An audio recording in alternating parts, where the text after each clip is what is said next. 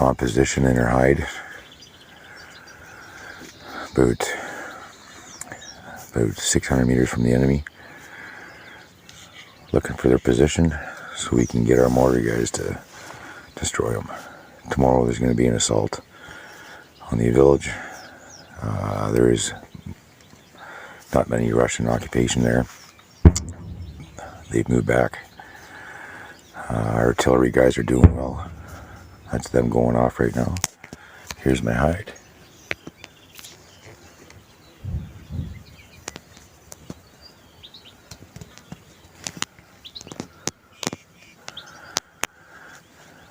We had to come in pretty sneaky. Hope everybody back home is doing good.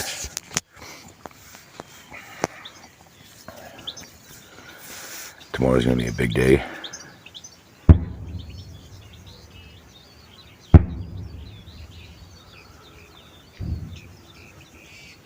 Sounds like we're hitting them right now.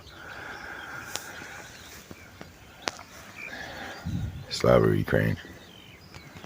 Hi there, I'm your host, John Ivison, and that was a clip of Canadian Forces veteran James Challice at the front in southern Ukraine, where he is fighting against Putin's brutal invasion, and that was from earlier this week.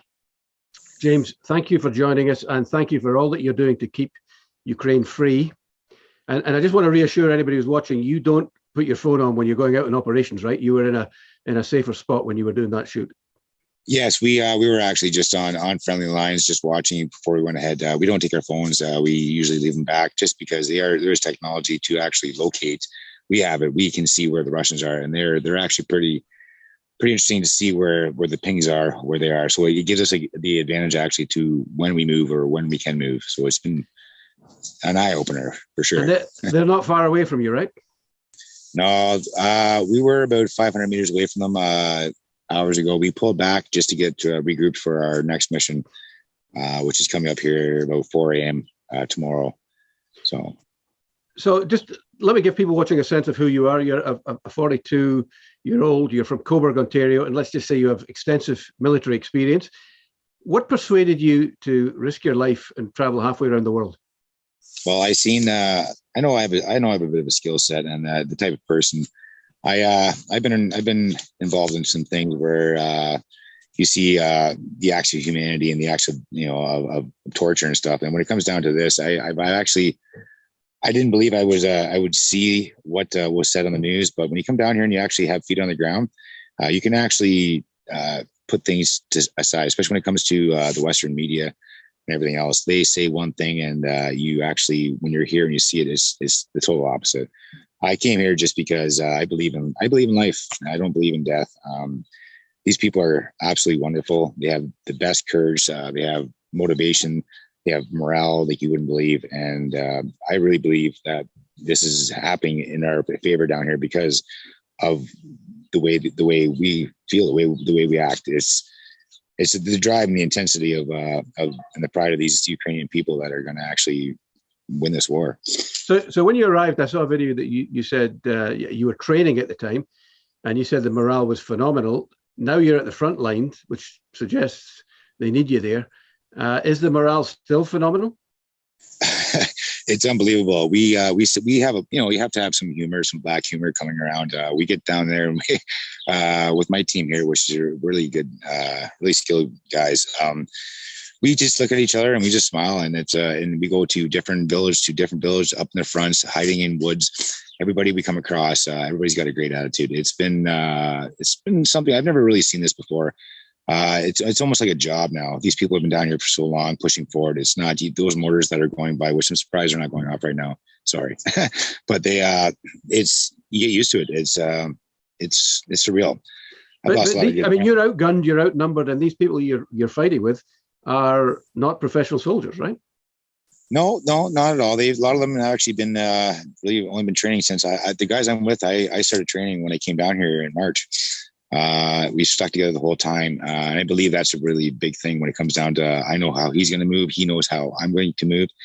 It's a big thing. I'm proud of these guys. We've been in a lot of contact. We've been in a lot of situations where I thought I was a goner, but I always had looked over and, my friend Koba or whoever, they had my back. We moved exactly the way we trained. They take things in very quickly. More so than, like I say, like if you're privileged and you're in the world where, you have time to train, you have time to relax, there's no time to relax, no time to train, or you just have to know it or you die. We've already extracted many bodies from the front lines. We've already been a part of assaults, ambushes. We've been a part of recce's. We've done everything we can. And then we've managed to, our small little team, we managed to stay together and everybody's been okay. So it's been great. But you said you have lost brothers, friends, teammates. Yeah, I lost a good fire teammate there. It was my partner on one of the last missions there. We were extracting bodies. We came under contact, and we came into contact. He ended up taking one in the neck. Tried to stop it, but I had to keep firing with my other fire team partner and two other guys. We kept the enemy back. We made it back about 3 more kilometers under fire. Turned around, looked back, and he didn't make. He bled out. So that was a tough one for me. But, I mean, does that make you more determined, or do you fear for the future of it, for your own life? I feel it's funny because I don't fight good unless I'm angry, and now I am a little bit angry. It was pretty tough, and so now I got more determination to kind of do my job even better now, just because I know this guy since I came down here since day one, and it's been tough, but it happens every day here, and it's reality. So when it comes down to it, it's like I said, it's a good job now. It's not. I have time to think about this after when I'm home, if I come home. So, I mean, you talked about we've been exchanging messages, and you mentioned horror stories in some of the villages that have been liberated, that were occupied and have been liberated since then, which suggests that the Bucha massacre was not a one-off. No, some of these villages, we've had some horror stories. I've had my interpreter with us. He speaks well English. I've tried to talk to a lot of these villages after we reoccupied them, especially the one I was really, really mad about. We had one lady come out. She asked where her husband was. She found him in the backyard. He had been tortured and then shot in the back of the head. We talked to another man who was locked in his bomb shelter for 6 weeks without food and water. He was not well. First thing he did when he came out, asked where his wife and his daughter was, and they were also in a buried grave. They pulled out later, found out that she was raped, and same as his wife. It's a reality. I don't know if it's Russian soldiers. I don't know if it's. I hear rumors of it being Chechens, Syrian contract killers. It doesn't matter. It's there is a lot of genocide going on here, and a lot of really bad situations. One guy actually was tortured so bad he actually had, I don't know if I should say this or not, but he said he had a hot spoon that was burned, shoved up his rectum. He's been sliced everywhere. He got fingers taken off. This, it's been bad, but they don't know if they're actual Russians or if they're contract killers. So I don't know. It doesn't matter at the point. When you hear stuff like that with boots on the ground, it really gets to you. Right. And I can imagine from the Ukrainians, you included, but the Ukrainians in particular, like, how do you possibly even contemplate any kind of deal with people who do that? You can't. Putin, just the other day, we heard on the radio there was 12 cruise missiles hit Mykolaiv. Well, we were just there not too long ago. And if they're hitting Mykolaiv right now, that's almost 100 kilometers from where we are. And they're hitting oil depots and hitting civilian buildings. They're not in it just to fight this war. They're also in it to cause damage on the Ukrainian people any way they can. I'm not sure how many people died, but I know there was a lot of explosions yesterday. Right now it's quiet, and quiet's not good. But you were saying that today there was ordnance flying through the air. You said 50 to 1. One that you send over, they send back 50. Well, it is to the point, and I do believe that, like I said, when it comes down to the Western world, I've talked to my artillery friends down here and people in different positions, and we do have the artillery, but we don't have enough compared to the Russian army. The Russian army has unlimited supply. When it comes down to Western world and Canada and everybody else sending stuff down here, like, you got to start sending stuff yesterday. It's like, we do have equipment. I know we do. I know the States have equipment. I hear all the news. I watch it when I have Wi-Fi. I can see it all, but I can assure you that 80% of it's not true. We don't have enough, but we are using them effectively. We are using them to get ahead. We've been pushing down here in the South pretty far, and we don't shoot something unless we know it's there. It's not like the Russians where they'll completely wipe out a tree line or completely wipe out a grid square. We're using it effectively. We don't have enough to spare. So. And is that the hardware or the ammunition or both? The ammunition, more or less, we do have the hardware. The states have sent a bunch of stuff down, and I know Canada send some stuff down. But when it comes down to the hardware, it's just too little, too late. This is a new army. A lot of these guys have to be trained on this, and a lot of these foreign operators are coming down to help them train. When it comes down to heavy artillery, 120 mil or 155s that they're giving, they're just not coming here fast enough. We're in a position right now to get close to our objective where we want to be. Problem is that if we once we get there, we're going to need more supplies, like small things, communications. We have radios here. We're using Motorola radios for short comms. Well, the Russians can pick that up. So we don't have the crypto radios that the military has yet down here. We don't have. Some of these guys are still rocking some steel plates. We're pushing forward no matter what. There is no choice. We're just going to push forward regardless. But I mean, I talked to General Rick Hillier this week, and he was saying that he'd been in Ukraine, and he talked to what he said a trusted acquaintance. He said people are pulling up for combat in their own cars. He said the West has the power to change this, and if we don't change this, we're complicit with Putin's victory. I actually had a sponsor, Alex Feziak. He actually got me a vehicle down here somehow, some way. But he got me a vehicle down here to get us back and forth. It's a Hyundai Sonata. We have vans. We don't have any BMPs or armored vehicles to take us into the front lines. We actually have just vehicles, and they get hit with machine gun fire. They get hit with mortars. We have to hide them in the woods. It's been surreal. It's nothing like you would believe, but we're using what we got, and it is what we got. What would you say to the Canadian government, for example, which, we have hundreds of lavs that are sitting in parking lots, and now some of them are being used as monuments outside Canadian Legion halls? I see that a lot, and I know there's a bunch of it. And you know what? We can rely on our southern brothers to take care of us. If we have stuff we can give down here, it's going to affect the rest of the world. I know we can send some labs, we can send some Carl Gs, we can send some comms down here. We have the stuff to spare. Some of the stuff I've seen that Canada has given already, I hate to say it. Don't get me wrong. I'm a proud Canadian, but it's a lot of it was just junk, and it kind of hits hard because you're down here helping these people, and this is from Canada. Well, it's a training tourniquet. You can't use this in the field.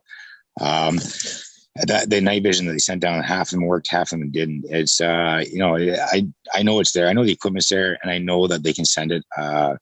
And, we needed it yesterday. It's not today. This is going to be a big push down here in the South. And if we don't keep the momentum going and have anybody start supplying us down here, it's going to stop dead in its tracks. We need this. I mean, is it now to the point where it's just a war of attrition and nobody's moving too far? You can make little gains, or is there the prospect that there could be a breakthrough on either side? Well, it's not like the East. It's like you got fields, you got tree lines with 5-10 kilometer fields. You can only hide in probably about a 6-7 to 10 meter tree line. There's only so many tree lines, so the Russian artillery is just hitting every tree line wherever they can to try and spook us out. But we keep on continuing to move forward, same as them. So it's the game down here is not much game, but for some odd reason, for good faith or however we're planning, we're moving forward pretty good. We pushed back to the point where we're at a position right now that we can actually move forward even further, closer to our objective. And it's like I said, it's nothing you can prepare for. It's fields. It's absolute fields. So and I've seen you walking in these drainage ditches. They look like they provide some cover. They do, but you got to remember they know exactly where they are. Everybody down here runs off Google Maps. All you got to do is pull up a map on your Google Map, and you can see everything. And there's not too many places to hide. So we came in on that extraction mission. We knew we were going to come under mortar fire, and we did. We came forward, started pulling these guys out under fire, and as we got about halfway back, they stopped. And we're like, "Oh, it's good." No, it wasn't good, because next thing you know, the artillery started coming in left, right, and we just kept going. There's no room to hide. These villages are really spaced apart too. There's not like it's not like there's towns in like the Western world that you got towns, villages, and streets, and everything's occupied. There's nothing. It's just wheat fields, and it's just these canals that you can run through. It's just like mazes. How do you see this ending? Down here, or the whole thing? Well, the whole thing. The whole thing. In the end, I believe that we're going to push back as much as we can, just because the way it's going to go. I don't think Russia's going to use their supply and resources, because they know if NATO jumps in, they need that to defend themselves. So I think that if we keep on doing what we did or we're doing now, and we do get the supplies we do need, I think we'll be able to take everything back that they took from February 25th. Well, nobody could accuse you of not playing your part, but are you ready to come home? I'm not supposed to come home until September 12th, but I don't know. I really don't know. It's to the point now. I promised myself I'd stay here until the job was done. And like I said, I don't know. I was supposed to be home actually June 22nd. At the time I couldn't get it where I was. Now we can actually pull back a bit and have a little bit of breathing room. But I don't know. I don't know. I've fallen in love. I've got some good connections. I've been in some good positions. I'm actually helping. I'm making a lot of good effort here and a lot of good progress. If I leave now, I think it'll be bad for everybody. Right. Finally, I know you've been active in raising money for a GoFundMe campaign with Heart of the World Ukraine to purchase humanitarian supplies for soldiers and victims of the invasion. What would you say to Canadians that who think this conflict's got nothing to do with them? Well, when it comes down to guys like Alex Veziak and Oris Ezluka, these guys actually get the stuff like more. I've seen more progress from Alex and Oris than the Canadian government get there. These guys can get stuff there on time. They can get stuff over the Polish border faster than countries can get it through to us. And what kind of things? Munitions, first aid supplies, vehicles. Like we just got a vehicle the other day. Like they buy stuff with money that people give them, and they literally get it right to them. I've seen so many stories from these guys from Canada that are doing more than Canada can actually do for us. I've seen it firsthand. We're waiting on supplies from Canada. All of a sudden, we get supplies from somebody else. Where did this come from? Well, it came from Alex or it came from Oris. It's unbelievable how much they can do as an individual when it comes down to a big country, what they can do, and it's not there on time. Right. I mean, Canada has promised $500 million worth of military help for Ukraine, but I mean, it's no good to you if it gets there at Christmas, right? Well, that's the problem. I think the policies, procedures, and the politics involved in it, there shouldn't be something like that. There should be just send it, because time, when it comes down to this kind of war, time is absolutely everything. If you don't have things on time and you can't do things on time, it's against you. You need stuff on time, or yesterday. You need it now. James, thank you very much for your time. Stay safe, and we'll talk to you again. I appreciate it, John. Thanks.